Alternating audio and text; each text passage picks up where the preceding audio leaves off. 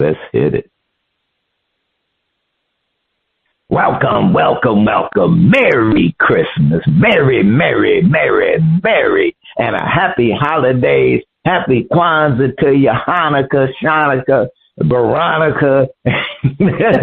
Whatever we can get, all of them. We gonna get them on in there. Peace, love, and happiness.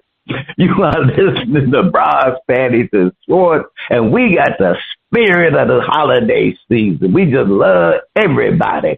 It's NFL, and we really love the NFL. It's NFL Week 17, and the action couldn't be hotter. It's some undecided stuff, and it's some folks that are already floundered. I'm Spitface. Please welcome our host, the First Lady of Sports Talk, Cheryl Smith. Good morning. And yes, I want to echo happy holidays, happy Christmas, Kwanzaa, Hanukkah to everybody in this festive year. And it's been a festive year in the NFL, definitely has been. Kind of crazy, though, right? Prediction rang true that this was going to be a wild NFL season. The Seahawks. Who would have thunk? The Seahawks, the Lions. Who would have thunk? The Ravens. It's just been all over the place, and which has been good. We need some shake up, but right now we merry, and we gonna marry on to this week on Shout Out. We have performances from Eddie C. plus Marvia Jean. Will they find their shining star? Get the cold feel of the mute button. First Lady, we're ready. What you saying? Each week, we try to figure out what is going on in the sports world. Not the plays of the week, more like the players of the week. Are they trying to tell us something? So we asked, what you saying? Fly, little birdie, fly. Time keeps on slipping into the future. Time keeps on slipping into the future. So I want to fly like an eagle to the sea. Fly like an eagle and let the Spirit carry me. I want to fly right into the future. The little birdies known as the Ravens wish they could fly far, far away from a loss to the Patriots, all but sealing their fate in getting into the playoffs. As reported and questioned by Kevy Kev of the Funky Sports Fans, quote, lead story on ESPN. Henry was involved in more than 60% of the snaps, had 2 touchdowns, had gained more than 100 yards, and was averaging 7 yards per carry, all before the 12:50 mark in the fourth quarter. Henry was then asked to sit down and not play anymore, end quote. Is this the case of Harbaugh getting jitters? Henry would cough up the football, or what? George Foreman, Marvelous Marvin Hagler, both rest in peace, Bernard Hopkins, Roy Jones Jr., and the Steve Miller Band are asking, what you saying? I mean, obviously, yeah, he probably was concerned about Henry fumbling the ball because, he had done well on the first possession. Then he fumbled the ball, and that led to a score for the Patriots. So, it was a problem with that fumble. It was a crucial time for him to fumble. But both he and Harbaugh said that it was a planned rotation change to have Keaton. They have been Keaton Mitchell, and they have been doing this several times throughout the season, that they were rotating Henry with other backs, and Keaton Mitchell was one of the backs that they was rotating. So it really was his turn in the fourth quarter. Now, Harbaugh definitely said he kind of regret not switching it up, but he said it was a difficult situation to manage in real time, which I really don't understand that, because, how's it a difficult situation to manage in real time? You just yank his ass out the game and put Henry in.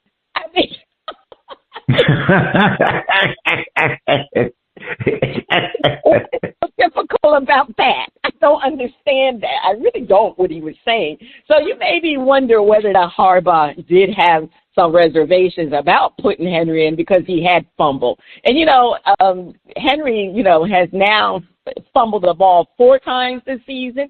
It's the most he's had in a single season since 2022. And prior to that, he had fumbled the ball in each of the Ravens' first 3 games this season. And he had not had another fumble until Sunday night in that critical game. So that was a telling sign for the Ravens. I mean, it's just been a problem for this team throughout the season. I mean, they've been marred with Lamar Jackson's injury for the most of the season. You know, they're not officially eliminated yet, you know, but they're on the brink of elimination after that loss. I mean, you know, you know, the fact that the Steelers have been winning. So, I mean, the only chance right now for the Ravens to get in, they have to win the AFC North. That's all. I mean, they're not going to get in based off a wild card position. They have to win the AFC North.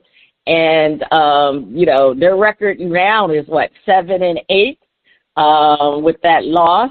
So that, you know, the Steelers won. They're 9-6. So they can get eliminated. All the Steelers have to do is win one more game, or if the Ravens lose one game in Week 17, and they got a tough opponent. They got to play the Packers. So I mean, you might as well say that fork is about ready to be stuck into the Ravens, because I think, you know, the Steelers. I forgot who the Steelers are playing. But, I mean, the fact that the Ravens got to play the Packers, and I believe they are playing the Packers at home, I believe so. So they can still, you know, it's going to be tough. Let's just face it. It is going to be tough for them to do anything, to be honest with you, Spitface. Yeah, no, they're playing the Ravens. No, they're playing the Packers in Lambeau Field. So we already know that's going to be a loss. And guess who the Steelers are playing? They're playing the Browns, even though the Browns play the Steelers quite well because it is a rivalry game. But, I mean, I got to bank on the Steelers. So it is pretty much they're going to be mathematically eliminated at the end of this week. So, you know, when they go back and look at their season, it's about Lamar. Lamar was not available, unfortunately, with injuries, and that's basically what was the problem with the Ravens. And also, I want to say their defense was not stellar this season that we are accustomed to finding about a Ravens defense. Their defense was basically terrible. So that's about it. They're on the brink of elimination. They'll be eliminated. All right, Spitface, what you saying about this Derrick Henry situation? I do not blame. I wouldn't feel that Harbaugh would have done anything wrong by saying, "Hey, look, there was because of the earlier problems. We sat his butt down. We just weren't comfortable because there's a tendency that fumbles start coming in bunches." And the other team, once you fumble once, they all gunning for it. And Henry being the kind of player who like, hey, look, well, I'm going to show you. Sometimes you can end up trying too hard and end up hurting yourself. So, that's a judgment call because that's one of the true judgment calls of the coach. But that lame excuse of because of the rotation. Come on. Last time I looked, you the coach. As First Lady said, you can snap take his butt out, put so-and-so in. Coaches can do that. It ain't how many analytics do you need, to make that decision? None really. And it's been a weird season. And these coaches been weird. You got Andy up in KC, 4th down and 50. Yeah, we're gonna go for it. What's going on? Everybody done turned into Mississippi gamblers. every fourth down, it's fourth down, and we're on the ball is on our own 10-yard line, but we're gonna go for it. Whoa. Y'all need to take, sniff some smelling salts and wake on up. But I do not think that there was a conspiracy against King Henry. I just think that the game flowed the way it was going, and you get to that final quarter, everything is on the line, playoffs, all of that. You start making decisions. Some of them might seem questionable, but not an outrageous decision to say, hey, look, we're going to sit you down. We ain't all that comfortable that your head right for this game. But on the flip side of that, Henry wouldn't have been the first running back to have fumbled in a game, and then they put him right on back in, and he ended up having a stellar game. Because he was, as Kevy Kev illuminated from ESPN and Opinionated, Henry was chunking down that field. And at a time where you needed some control, like ball control, so that your defense could get its act together, he was still the man. Now, obviously, Henry was not upset, so the player wasn't upset. And I don't get that Henry was like putting on a good face. I think Henry was like, no, I fumbled. That's how the game went. But no, I do not get that there's some, conspiracy. Let me tell you, I do not buy into the Shedeur Sanders conspiracy that the NFL is secretly working to make him look bad. No. I'm just not going for it. And but there is a conspiracy, First Lady, in the NFL. There is one. What is that? And it's to get their fans to eat food. That one is true. Baker Mayfield. That's what I'm saying. Yeah, I don't know. Yeah, I mean, I don't think there was a conspiracy regarding Derrick Henry. But they do need, he's still a good running back, definitely a good running back. I don't think they utilize him as much as they did last year, but, if you look at he and Saquon Barkley, they had fantastic seasons last year, and both of them fell off this season. So I don't know what that issue is, if it's the coach not going back to your bread and butter, I don't know. But, Lamar's not there either, so there's a big difference there. So anyway, all right, over to you, Spitface. All right. Okay, don't call it a comeback. I've been here for years, rocking my tears and putting suckers in tears, making the tears rain down like a monsoon, listen to the bass go boom. Explosion, overpowering over the competition, I'm towering. Wrecking shop when I drop these lyrics that'll make you call the cops. Don't you dare stare. You better move. Don't ever compare me to the rest that all get sliced and diced. Competition paying the price. I'm gonna knock you out, huh? Mama said knock you out, huh? We are talking about the knockout punch to Jake Paul by former two-time unified heavyweight champion Anthony Joshua in the 6th round.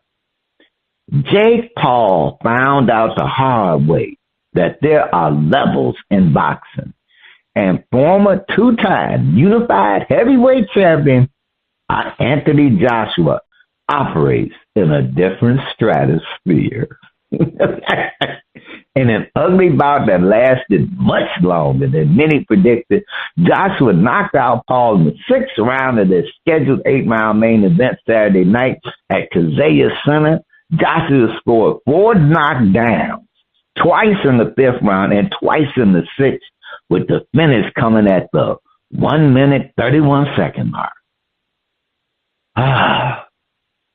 Is this the end of Jake Paul's career of fighting opponents whose next fight would be getting out of bed at the retirement home. Does this match prove that Jake was a great social media influencer who influenced his way to millions of dollars from the boxing community, never really having the boxing talent to match the hype? Leroy Satchel Page, Walter Buck Leonard, and James Cool Papa Bear are asking what you say. First Lady, I got my cup of coffee with cream and sugar in it, and it's tasting good. So I'm just going to lift the cup up to Joshua. It's like congratulations in taking down, someone that P.T. Barnum would have been proud of, Jake Paul. And for once and for all, I'm sure that there's some Jake Paul fans, because he's a big-time influencer, who will look at the fight as a fluke.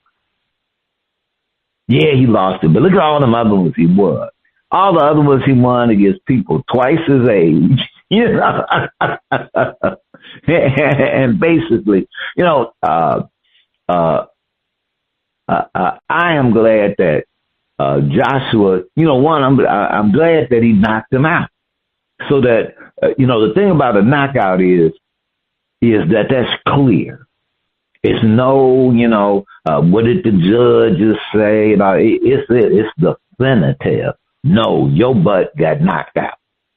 Now, the fact that they said that the fight went much longer than predicted, that's just because Joshua wanted to punish him and say, son, you ain't never been at our level.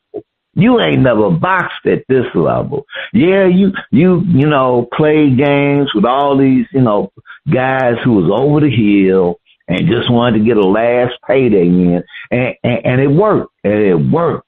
You were able to get that name in there, that big name that, still had, like fans say, oh yeah, they could still kind of remember when they were any good. So you got those matches in. And you a big guy, and even with your limited skills against those kind of guys, you young and you big, you could wear them out. Some of them were so over the hill, you even got to knock them out, but they was over the hill. But here comes someone operating who had to go up through the ranks, and whatever his position is today in the ranks, he ain't over the hill.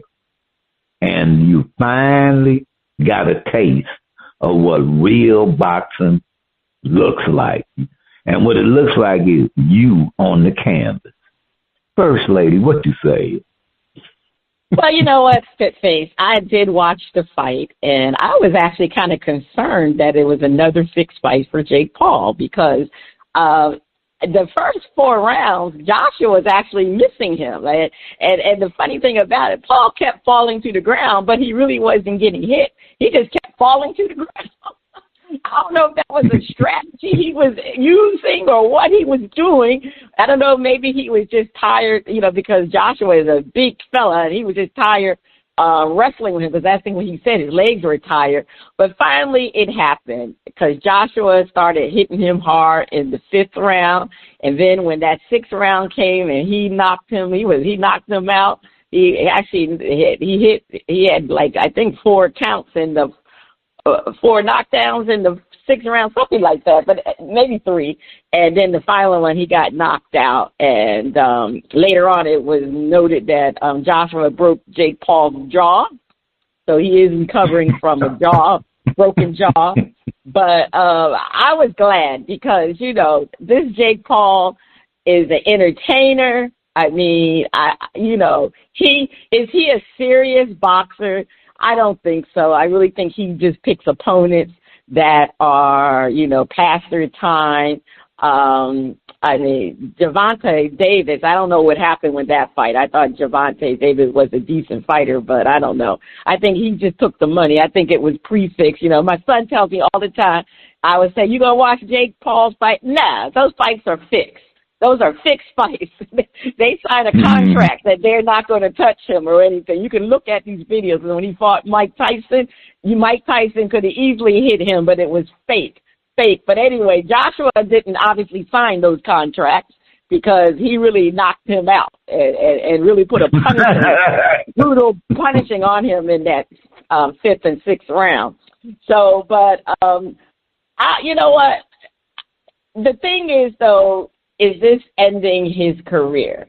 I don't think so. I think he's going to continue to fight. But now the mystique is kind of over with, because, that was probably most people's draw to Jake Paul because I think most people really wanted him to get knocked out. I think that's what it was. I know I did. I know I wanted him to get knocked out, but so I don't think the mysteriousness, the draw may not be there anymore for Jake Paul, and but he's made a lot of money, and to tell you that was Anthony Joshua's biggest payday. He and Jake Paul are going to split $184 million pot. That's $92 million per person. I mean, that's crazy. I mean, when you think about it, I don't think too many, even Mike Tyson and when they fought, I don't know if they made that much money in one fight. So that's what Jake Paul can do for these boxers, too. He does draw the money. There was like 33 million people watched it on Netflix. That's Netflix's second biggest viewership. Obviously, the first one was Terrence Crawford. That one had more viewership, but I mean, Netflix has been on the roll with their boxing shows. So I think Jake Paul, he's saying that he's gonna. He actually quoted saying that he's gonna fight people my weight, and he said he's gonna go for the cruiserweight world championship. Now, I don't know who the champion of the cruiserweight, and there was also rumblings that he was going to fight Canelo Alvarez. I said, now, you're going to fight Canelo Alvarez. I mean, now, Joshua was big. Now, Joshua can knock you out, but Canelo Alvarez is going to pummel you with jabs. So, I think you may want to step away from Canelo Alvarez as far as I'm concerned, Jake Paul. But, there was some rumblings about that. But I don't think Canelo Alvarez would take that fight. But you never know because, like I said, Jake Paul will put money in people's pockets, and that's a big thing. So we'll see. We'll see if the mystique is still there, if people are still, want to watch Jake Paul because, like I said, he had been untouchable up until that fight. So we'll see moving forward. It'll be quite interesting if this is the end of his career. People will pay to see him get beat up. So he might have, I'll say a second go round, only this time as a predictable loser, but people want to see it. So he might still do something. Okay, First Lady, you had the last word. Please take us to break. Stay tuned. Up next, we have a performance from Eddie C. on Shout Out Part 1.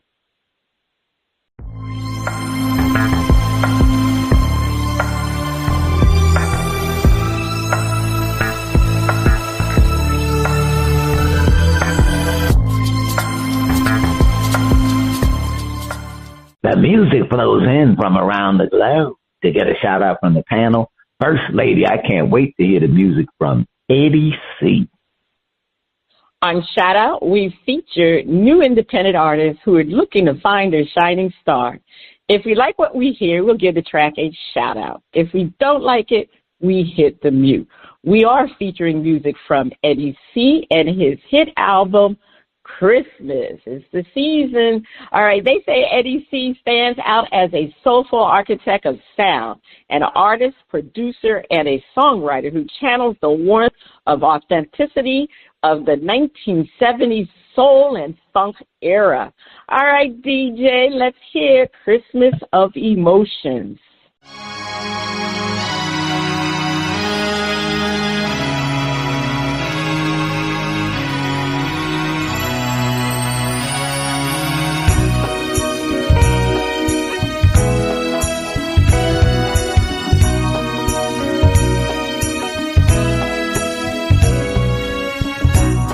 Thanksgiving was nice and now the holiday spirit is here.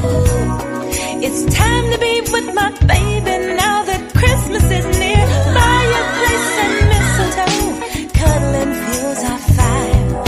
Carols in the air and watching the snow inflames our desire. Oh, I could do this all year, sharing Christmas and emotions with my love and the snow falling. Christmas of emotions, all the children smile so brightly.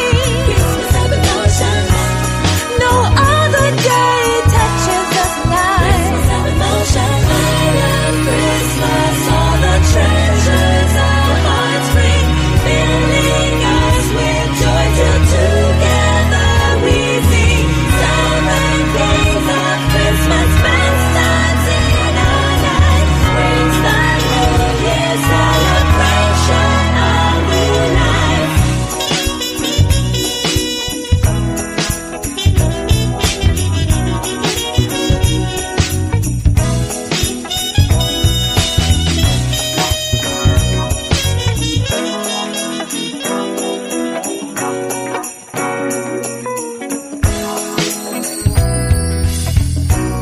I got the love of life and Christmas makes me want to live it right. Watching children's glow seems to give more meaning to life. Nothing like the love of family, together celebrating this time. And I got my own Santa and a family of elves that's mine, oh mine. I could do this all year, sharing Christmas of emotions. Oh, with my love and the snow is falling. Christmas of emotions, see the children smiling brightly. Christmas of emotions, no other day that touches us like Christmas of emotions. I love Christmas, all the treasures our hearts bring, filling us with joy till together we sing. Summer days of Christmas, best times in our life, brings the New Year celebration of new life. Christmas is an everlasting day. I'll never forget the emotional memories that it brings.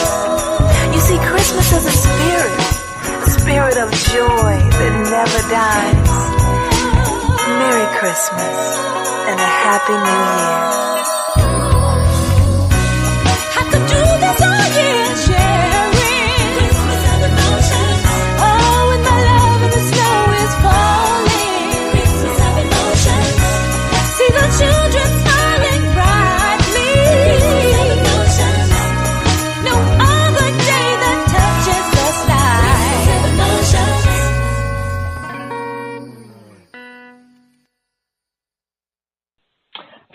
Okay, so that was Eddie C. Eddie obviously is the producer of that song, and I want to give a shout out to the vocalist. Her name is Shantia Toussaint.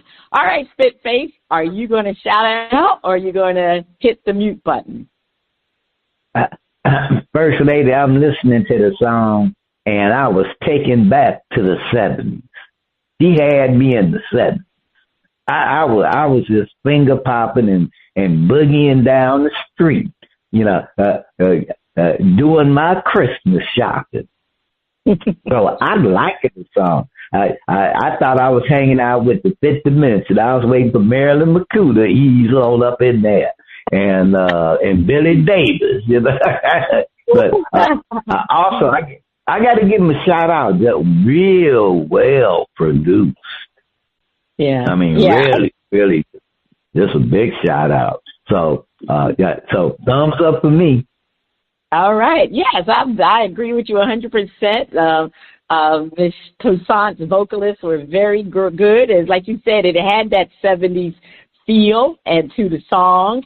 And like you said, it was a very well-produced, well-written song, Christmas of the Emotions. And she almost, to me, sound like the you were saying the Fifth Dimension. I got more of the emotion vibe to it, the emotion group. That's it. I felt like that song. So, they're all from the 70s, definitely all from the 70s. So, that's the genre that he wants to replicate, and he did a great job with doing it. So definitely kudos to Eddie C. All right. On part 2 of Shout Out, we'll be featuring a performance from Marvia Jean, and we'll see how she can perform. All right. Is that the sound of our favorite underwater friend? Is it time for Flip It? They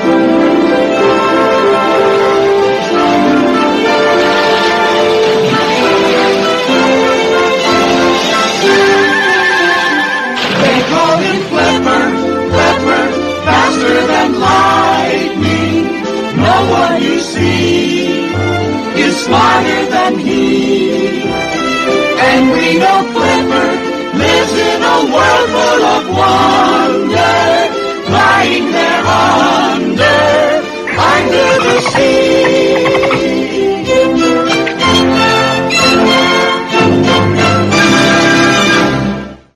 All right, it's time for Flip It. But First Lady, I have a public service announcement for Flipper. Flipper wants to make sure that people know that no dolphins have been used to intersect narco terrorists. So any thoughts that Flipper and his crew, they ain't involved in none of that, they peaceable. They peaceful dolphins. All right. Okay, it's time to Flip It while our host defend the view and then flip the script and defend the opposing view. There is always a conversation regarding the Steelers head coach and whether it's time for him to move on. Should the question really be asked of John Harbaugh and his failure with better talent to make a playoff splash? Defend. John Harbaugh is still a top coach, and the Ravens would be making a big mistake if they let him go. If you have never had, if you have been on a team that pretty much wins, like they don't have losing records, they win, and maybe they make the playoffs. They may not go any further, but they win, make the playoffs. They might have an off year where they didn't win that year, but then the next year they bounce back. Well, that's still winning. Now, if you're on a team, I grew up in Chicago. We know losers. We know losers. We got 2 baseball teams. We know losers up with both of them. We got 1 basketball team. We know losers with the basketball. Even though they won for a good while, it was good. But we know losers. The hockey team, we know losers. And the Bears with their losing butts. So there's a certain level of appreciation for being able to have a coach and a team that at least is in some kind of hunt every year. Like they got a legitimate shot every year to win the division, make a wild card. They in it. They in it to win. And it may not go that way one season. So, when you are in the plus column, it could seem like, well, you know what? Maybe what we need to do is, maybe we're stagnant. We need to get rid of the head, put in a new regime. Well, there's no automatic that new regime go come in and do any winning. You know, it's not like that. And it's really a rare case. Like when the Buccaneers kicked Tony Dungy to the curb, when all he did was get that organization on a winning trajectory, like they were starting to be winners. You know, now I'm unhappy with the result. Kick him to the curb. Just give this other coach a winning team.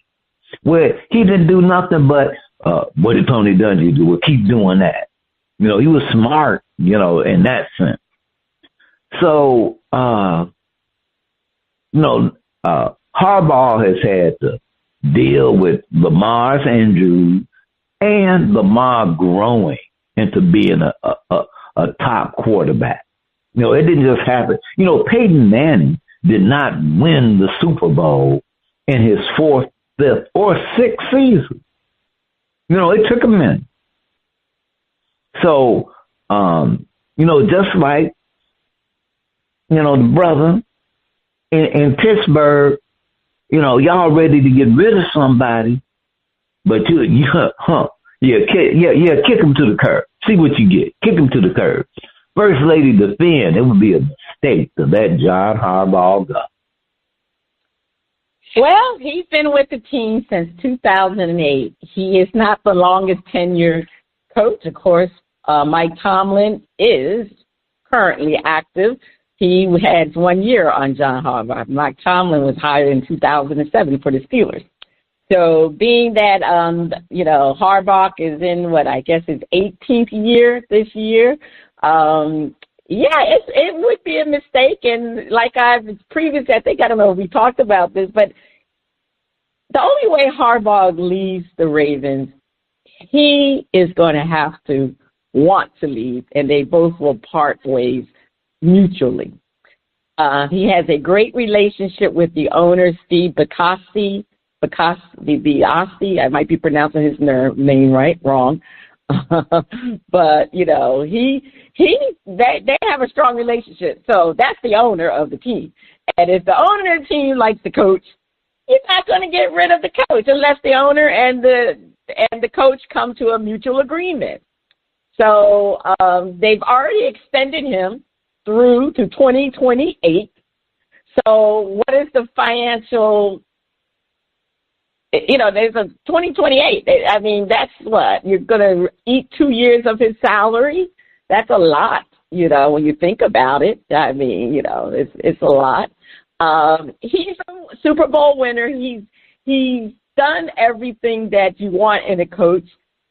They won a championship in 2012. Yes, he has not won anything with Lamar as of yet. But, this year has, to me, been a gap year. As they say, when somebody doesn't want to go to college, they take a gap year. Well, this has been a gap year for the Ravens because Lamar has been hurt the majority of the season. So when you don't have a quarterback, it's very difficult to win. Just ask the Colts. They lost their quarterback, and they haven't won a game yet since he's gone. So look at the Steelers. The Steelers, I mean, Aaron Rodgers is doing much better this year, but they really haven't had a great quarterback. So when you don't have that quarterback with you, it's hard for a coach to win. But, Harbaugh brings a lot of stability, and he's very respected. And I think his team still plays for him. His team still plays for him.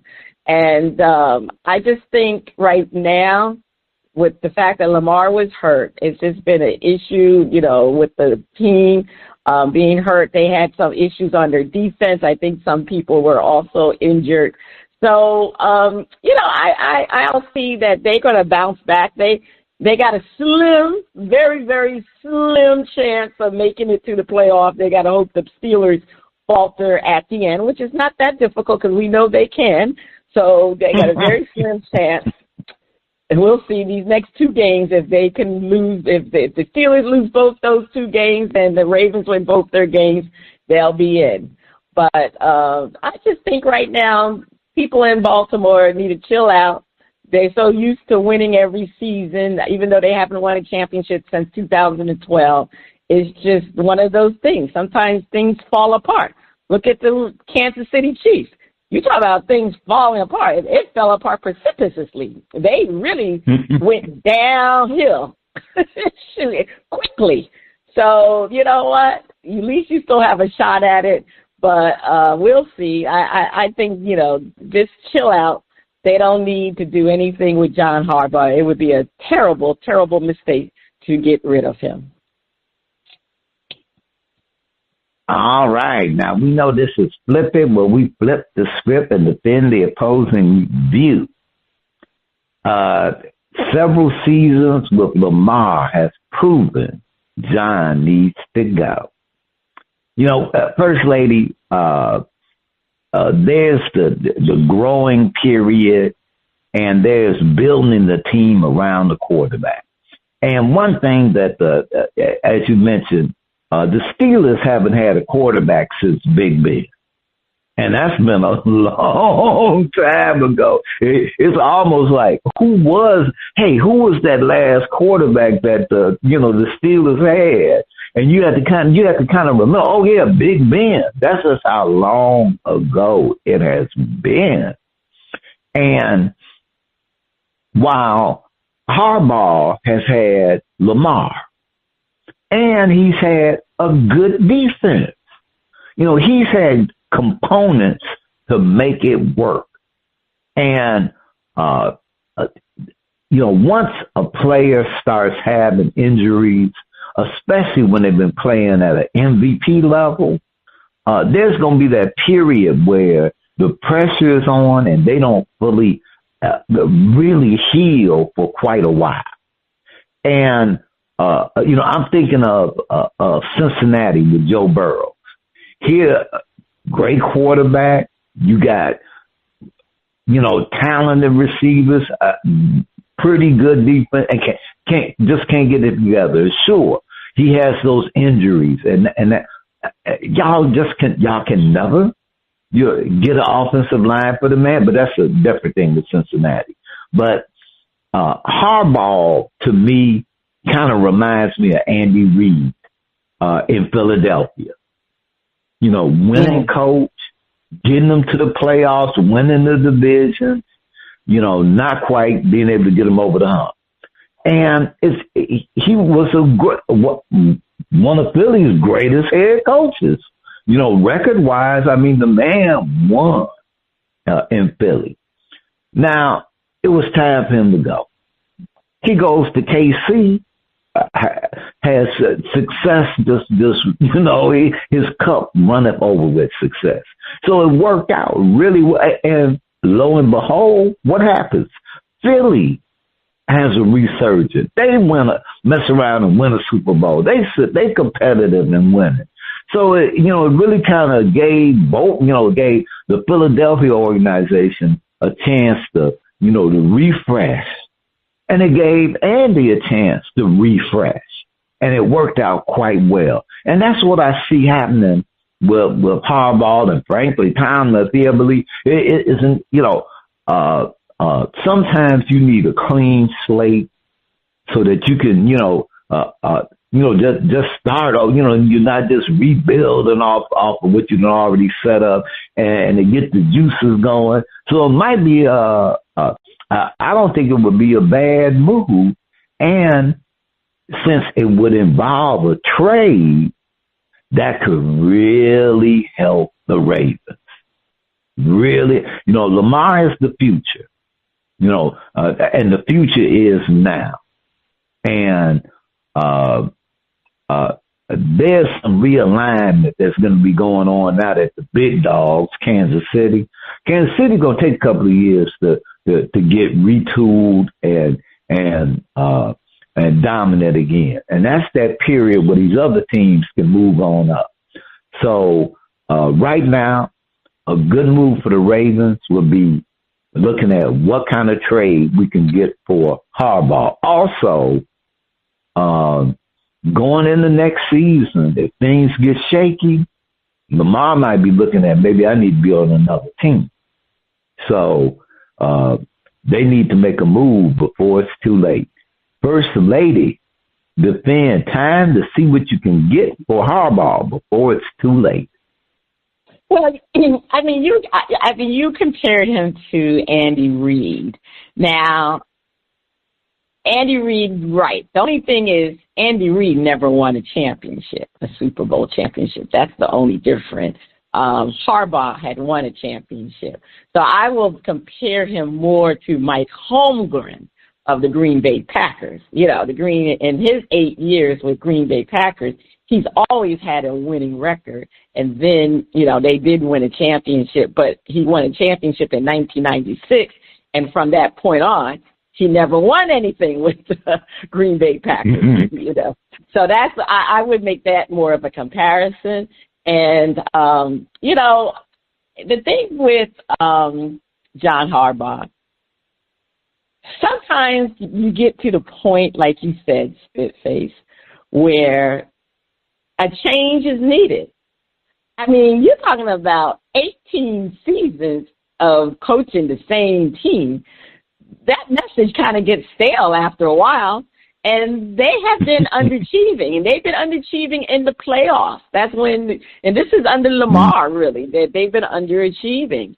And, you know, having late season collapse. Yeah, granted, Lamar was injured, but the thing is, you were supposed to be able to survive because of a great stellar defense, but your defense didn't come through. And that's what John Harbaugh is known for, his defense. He's not known because he's an offensive coach. He's known because he's a defensive coach. And that defense has been absolutely horrible this year.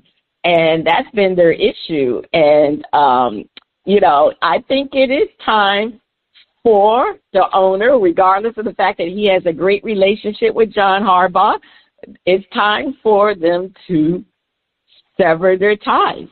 And, you know, in John Harbaugh's situation, I mean, maybe it's time for you to move on, and maybe it's time for you to want to move on, because there's some jobs that are going to be out there that you may want to consider, consider taking. I don't know that there's been a lot of talk in Miami about him coming to Miami. John Harbaugh coming to Miami. Because, you know, people here in Miami are tired of them going with first-year coaches and not doing well. They're ready for McDaniel to go. They're ready for him to leave. So, but you know, John Harbaugh, you know, this Raiders team is underachieving. And, yes, maybe you can get something for him. I mean, I think he's in the same situation that Mike Tomlin is in. But Mike Tomlin kind of has done well this last couple of games. So, you know, can the Steelers do something? That's the whole thing. You know, he's going to be on the, they got to win a playoff game. The same thing with the Ravens. They couldn't do it this year. They're not going to be in the playoffs. So that's a telling sign that maybe the end is near for John Harbaugh, and they really need to consider with some of these openings right now that maybe they can trade him and get some type of draft value for him and see how it turns out. And, you know, they need to get another coach with a new mind, they need just to reset, to get a new voice in there. And I think they need more of an offensive-minded type of coach to come into the Ravens organization. Because, you know, you have a player like Lamar Jackson. You know, can you imagine if Sean McVay coached Lamar? I think it'd be a different situation. Is Shanahan coach Lamar? You know, those are offensive-minded head coaches. That's what you need in Baltimore. You need an offensive-minded head coach with new ideas. And I just think the game has gone beyond John Harbaugh. It's past his time. So, yeah, it's time. He didn't do anything wrong. It's just that the game has passed him by right now. So, yeah, they got to get somebody to trade him. And I think him going to a team that needs to build a culture, you know, that's where he needs to go, to a team like that. That they need a bridge coach to instill some culture and winning ways into an organization. And I think that's what he would do better with. That's it. Time for him to go. Got time to go. You say that trade to the Raiders because they need a culture shock. They thought they had it with their coach that they got, but no, he passed his time too. Not the right kind of culture. All right, First Lady, over to you for more. Let it. The Steelers beat the Lions in Detroit 29-24, but we wonder, are they contenders or pretenders? Spit-face defend. The Steelers are pretenders. First Lady, the Steelers will have a winning record. That they just kind of got that like automatic. We gonna have a winning record. We do not have losing records under Mike Tomlin, but they some pretenders. Come on. Aaron Rodgers does not look like the Aaron Rodgers who took a team to the Super Bowl. So, so that ain't happening. And they are, if there's this is saying the power of intention. And I got to hand it to Mike because his intention gets fulfilled until they hit the playoffs. And that's when they get revealed as the pretenders that they actually are. And there are the teams that are in the playoff hunt who will make the Steelers will have a home game because they win the division. But if I was a wild card team, I'd almost say that's the team I want to play. Let me play the Steelers. No, I don't want to play the Patriots. I don't want to play the Broncos that first round. Let me play the Steelers, or let me play. I may not even want to play the Jaguars. Let me play the Steelers that first round. And so because I got a shot. They will have another winning season. They'll make the playoffs, but they're one of the. I'll say the Panthers, the Carolina Panthers, are less of a pretender than the Steelers, because I can't say the Steelers are playing above their head. I think the Steelers are playing where they play, which is a little bit over mediocre. They are pretenders. A little bit over mediocre. They are pretenders. Well, everybody is talking about the Steelers. All the pundits, they really do not give the Steelers a chance to win a playoff game. They're calling them pretenders because they have been pretenders. Again, it's going to be a winning season, 18, 19 years. He's been with the team for 18 years, and Mike Tomlin has never had a losing season. That win against the Ravens, was it? They played the Ravens, right? Yeah. Was it? No, it wasn't the Ravens. Who did they do? Well, anyway, whoever the Steelers were, I can't remember. Detroit, right? Detroit. That win guaranteed Mike Tomlin another winning season. But what does a winning season mean? Okay, yeah, it means you won more than you lost. But what does it mean for the playoffs? That's the thing. They haven't won a playoff game for years. So the thing is, again, are they going to win a playoff game? The reason why they call them pretenders is because they cannot beat playoff caliber teams. They don't do well against playoff caliber teams. They can beat up on the bad team, but when you get in the playoffs, you're dealing with playoff caliber teams. And that's something they can't do. And the defense this year has not been the best. They've struggled to stop opponents. And, you know, when you get in the playoff, you're going to get the best of the best.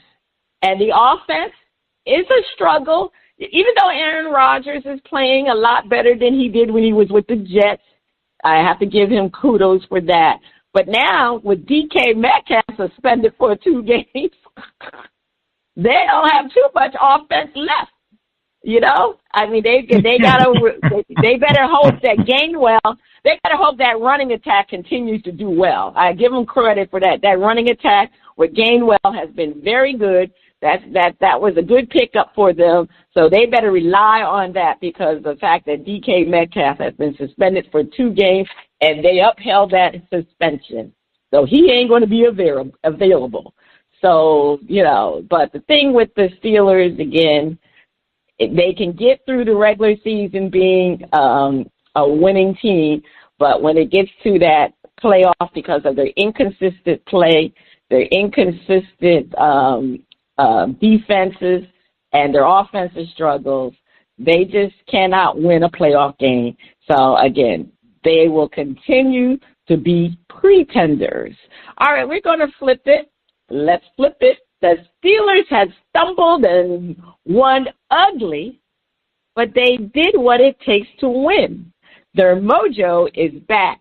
They are contenders. Spit-face defend. The Steelers are contenders. As the big tuna would always say, your record shows who you are. And their record shows that whether no matter what the punters say, how bad they talk about the Steelers, their chances, they have won and made it there. And in the playoffs, anything can happen. And the thing that will make them contend, what will have them win a playoff game is, one, they have one home game. And that home game is the whole ball. But they got that one home game by winning the division. They will either face the Chargers or the Bills. Now, with the Chargers, they got a 50-50 shot just because they got home field, and it's going to be chilly. It's not going to be 55 degrees in Pittsburgh in January. So they got a definite 50-50 shot with the Chargers due to the weather itself, just if it's just straight up cold. Then, now the Bills, that gets a little bit tough because they both cold weather teams.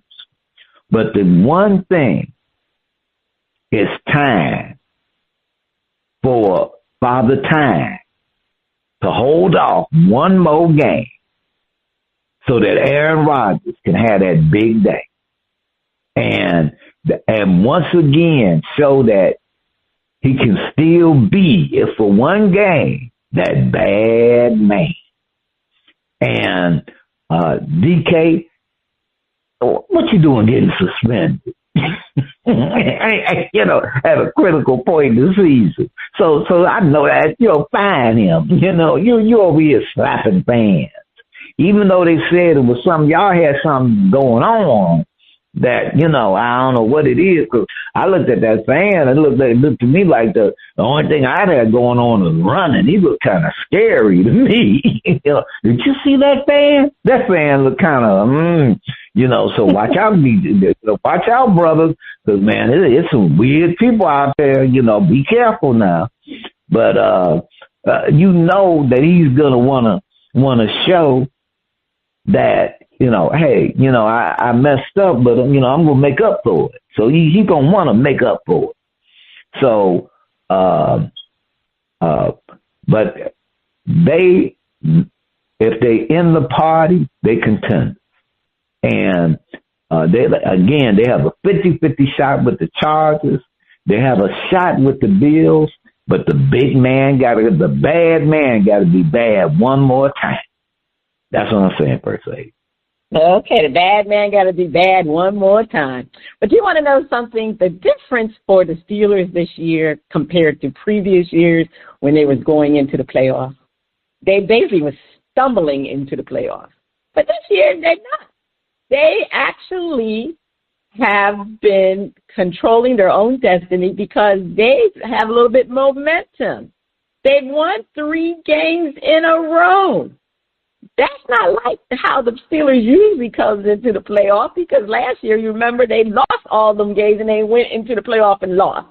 This time, momentum is on their side. I mean, they have been, like I said, they have been playing well. The running game is on point. With DK being gone, that's going to be some issues for Aaron Rodgers, but he'll look to other people to get them some, some relief to some play action, because, he likes play action, and having a running game makes Aaron Rodgers actually more dangerous.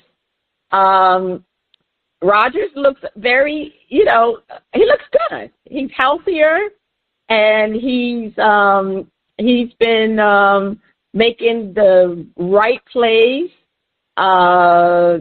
This defense, it struggled all year long. Now, T.J. Watt is out. That's been a little issue, but they still had some backups that was able to do some edge rushing. So I just think that this year is a little bit different than last year, and I'm just really saying because they do have that mojo, because they've been winning down the stretch, and that's something they've never really done. They've always stumbled into the playoffs. And, Mike Tomlin, he's going to have these guys tested. He's battle-tested. They're a gritty team. I really don't think people say they want to play the Steelers, but I don't know if you want to play the Steelers now. I mean, they are a physical team. The Dolphins found that out when they played them, So I think the fact that they can make some noise. They can turn people's heads, This is not the same Pittsburgh Steelers stumble into the playoff and end up losing that first game. And like you said, they probably will be at home. Because if they could clinch their division, they will be at home. So they have a shot. Not sure who they're playing. You went over the fact that they could play the Bills or the Chargers. The Bills is going to be a tough battle. I think they can beat the Chargers personally. So we'll see. I mean, I hope they get that first playoff win in so many years. I really forgot how many years it's been, but it's been a long time. But anyway, I think they are contenders. People need to be scared of the Steelers this time around, because they're not going to be a pushover spit face like they had been previously. So I think it's on. It's on. I think Mike Tomlin has solidified his position as the head coach, and he has shut the noise down in Pittsburgh, because it was the Pittsburgh fans that wanted this man to be gone. And I think they have basically have things in their own. They're in the driver's seat as far as I'm concerned. So we will need to see. They got to win that first game. All right, Spitface, please take us to break. All right, and they win that first game, Aaron Rodgers will be the quarterback next year. On the other side of the break, we have a performance from Marvia Jean on Shout Out Part 2. Please keep those ears glued to those speakers. But draft a quarterback.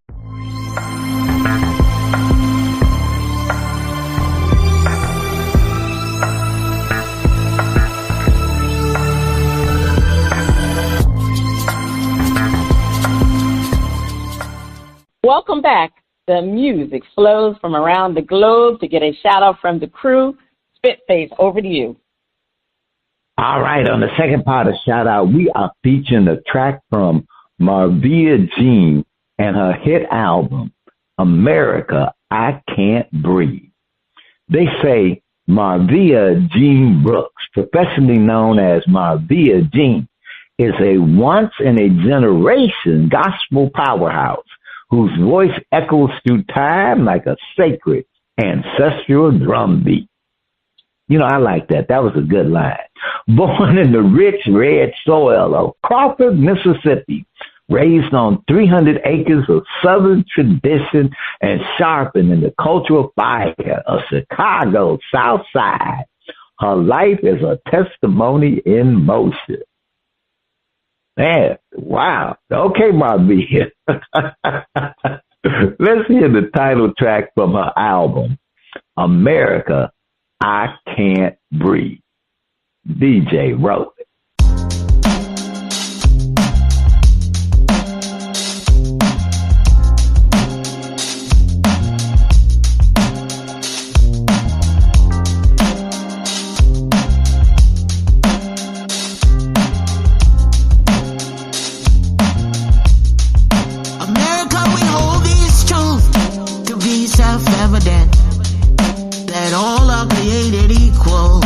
That's not what I'm seeing. These are the United States. So why the division? Oh, my brother, my sister, God, please help us to listen. Dr. King had a dream, one we still ain't seen. Still waiting on justice, still caught in between. Police lights flashing, another life gone, another mother well, another soul done wrong. Men and blue wear the love in the force. Don't hide behind the band, come back to the source. Lord, when will the violence cease? Let the sirens wail for peace. I can't breathe, I can't breathe, I can't breathe. Say their names, don't let the memories leave. George Floyd, Eric Garner, Breonna Taylor. This ain't a dream. God set us free. Let it come now. Oh, let it come now. Freedom rain down on this battleground. It's the 21st century. Why we still here? All this hatred in our ears. Paul Revere cry, John the Baptist in the street.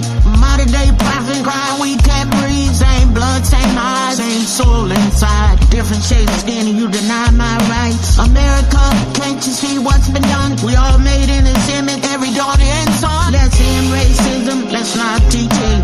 Let's lift each other up before it's too late.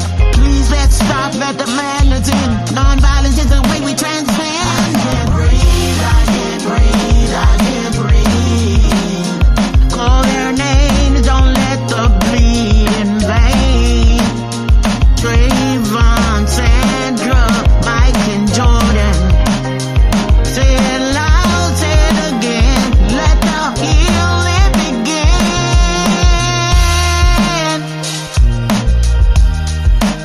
Oh, God help us. Deliver us from this madness. Peace come now.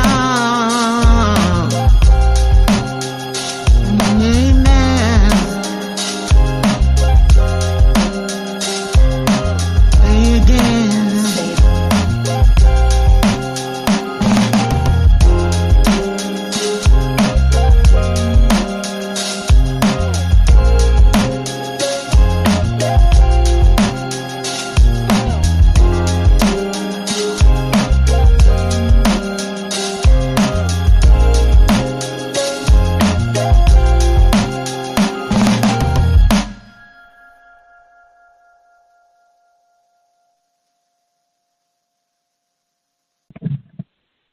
All right, that was America, I Can't Breathe. All right, First Lady, what's the verdict? I got to go first. All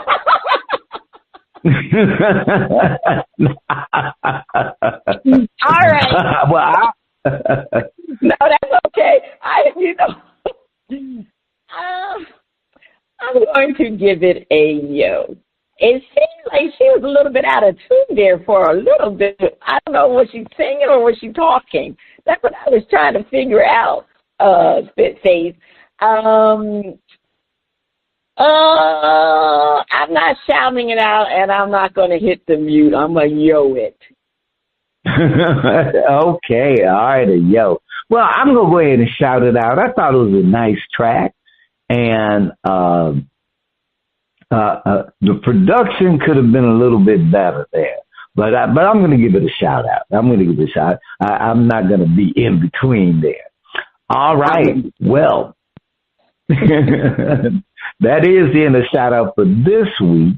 You could check out Eddie C. and Marvia Jean on the Old Grumpy Radio Network. If you'd like to be heard or have any comments, please send your emails to tracks2talent@oldgrumpyradio.com. First Lady, over to you for the Pigskin Picks. Yes. We are at week 17. We have what? One more week left for the regular season. Now, unfortunately, again, these production assistants, unfortunately, they have not been able to get the picks together.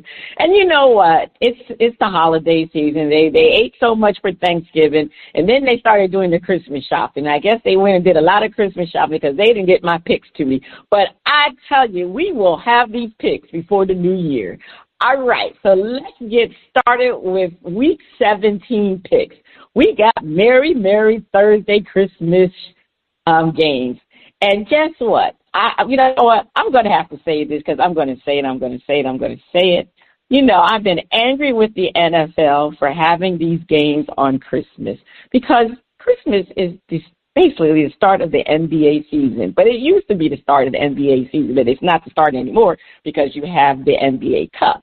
But, you know, Christmas, it was all about basketball. But guess what? Basketball people are laughing at the NFL because the games they have on Christmas this year, guess what? Don't make any sense because all of the teams are pretty much out of the playoffs. Anyway, let me go on. I'm sorry. Let me move on. All right, so we got the Lions versus the Vikings. Lions versus the Vikings. This is always a rival type of game. I'm going to go, I think the Lions are done, so I'm going with the Vikings. Busy Mac has the Vikings. Spit face, who do you have?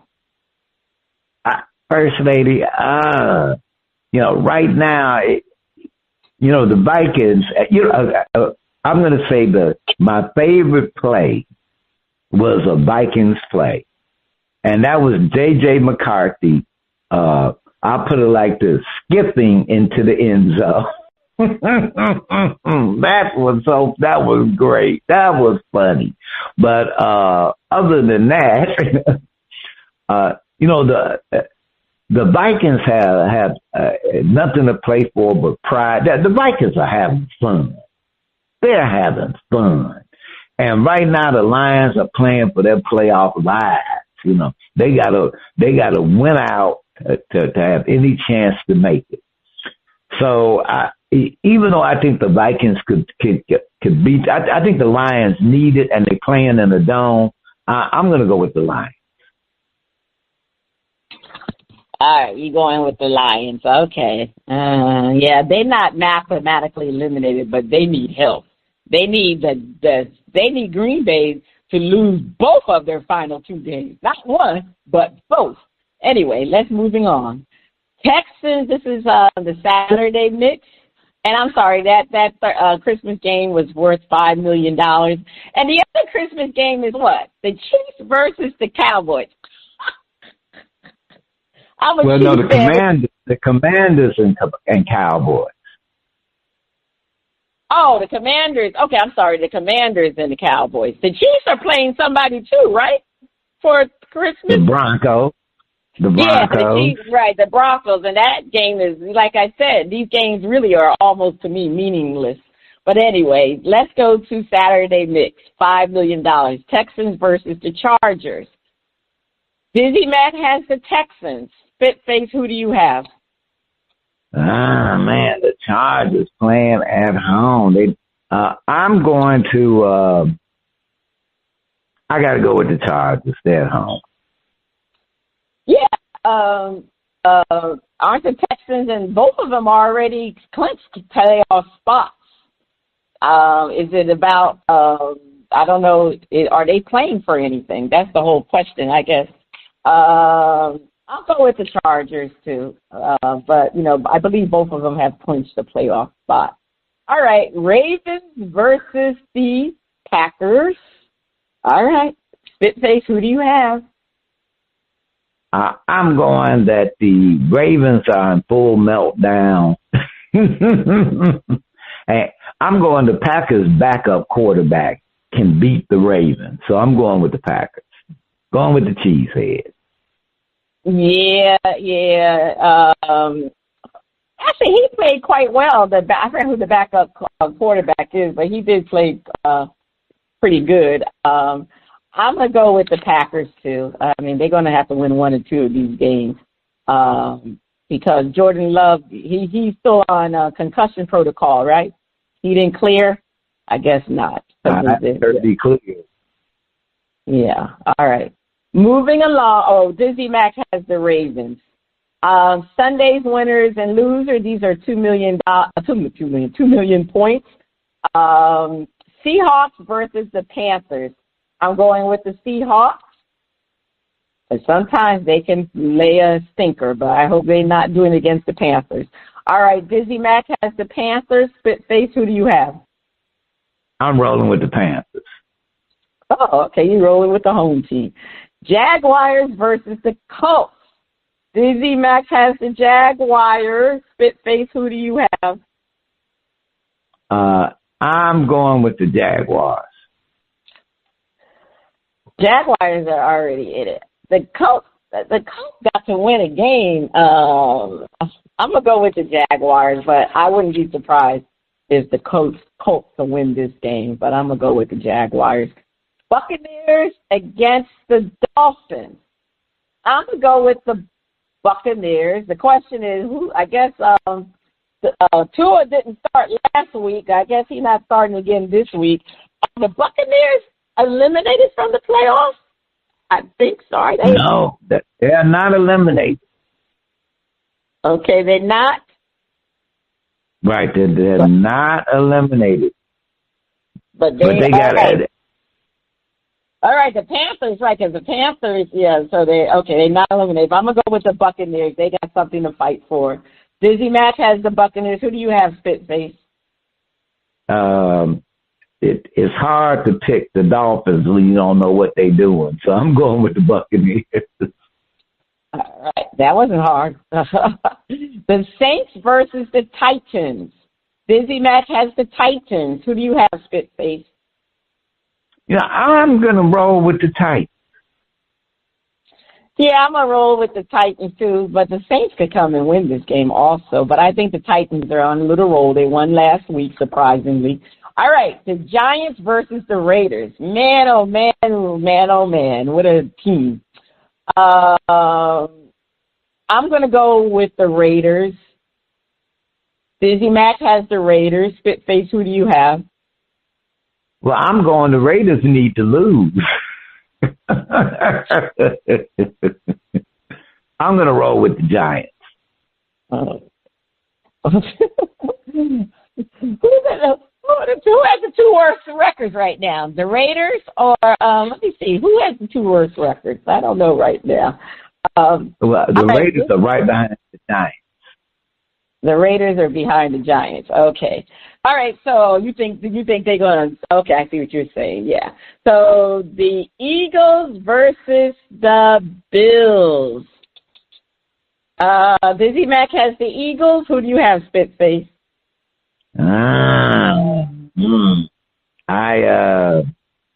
I got to go with the Bills at home. The Bills are trying to win the division store. They're out. Yeah, I think they're still trying to win that division. You say you're going with the Bills? Yeah, I'm going with they're the home team and they need a win. I'm going with the Bills. All right. Who I'm going to go with? Well, you know what? Let me go with those Eagles. Because this to me could be a preview of, let's hypothetically say, it could be a preview of the Super Bowl. Could be a preview of the Super Bowl. But I think the Eagles need to prove that they can beat the Bills. So I'm going to go with the Eagles. All right. Bears and versus 49ers. That's a good game. All right, Spitface, who do you have? I'm going to roll with the Bears. They've been lucky. I haven't rolled with the Bears. You're right. I've never picked the Bears, but I'm going with the 49ers.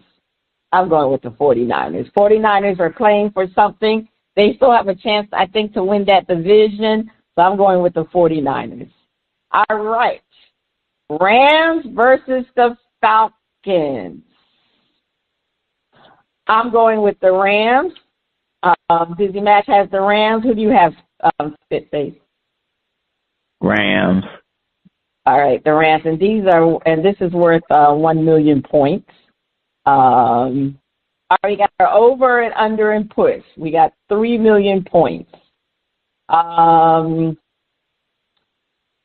Shador Sanders, 1 passing touchdown. Dizzy Mac has over. What do you have, Spitface?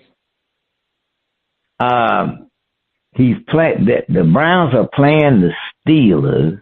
Mm-hmm. I'm going to say push. Mm-hmm. I'm going to say over. I think he can get 2 touchdowns. I wanted to go with push, but I think he can get 2 touchdowns. C.J. Stroud, 2 passing touchdowns. I said Dizzy Mac was over. C.J. Stroud, 2 passing touchdowns. Dizzy Mac has over. Spitface, what do you have? I'm going with a push. They're playing the Chargers. I'm going to go with over. Yeah, and you got to push. All right, Justin Herbert, 2 passing touchdowns. Spitface, what do you have? I'm going to go over. I'm going to go push. Dizzy Mac has under. Caleb Williams, 2 passing touchdowns. And the Bears are playing, who are the Bears playing again? 49ers. Well, that's been shoot. Okay, Bears, I'm going to go with Caleb Williams. I'm going to say, you don't want to say over or push. I'm going to say push. Dizzy Mac has over. Spitface, what do you have? I'm going over. Yeah, I know. Part of me wanted to do over, but I don't know. Maybe the Niners defense will come through. But anyway, it's going to be a high-scoring game. Anyway, Josh Allen, 1 rushing touchdown.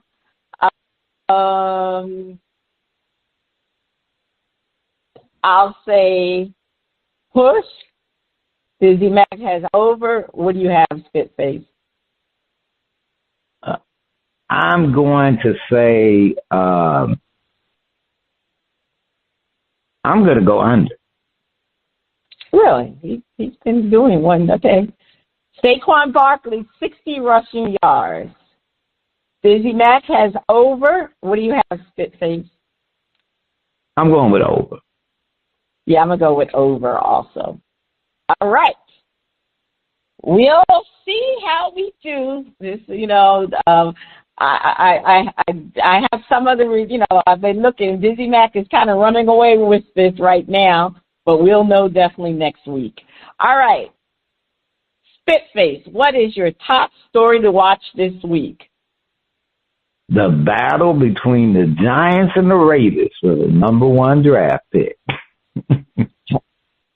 My top story to watch this week is the NBA on Christmas. I already went through my spiel already. I'm not going to resurface it again, how I feel about the NFL trying to take over on Christmas, but they got the last laugh this time because those games are not meaningful. So anyway, I'm going with the NBA, watching NBA. They got 5 games from 12 to 10-something at night. All right.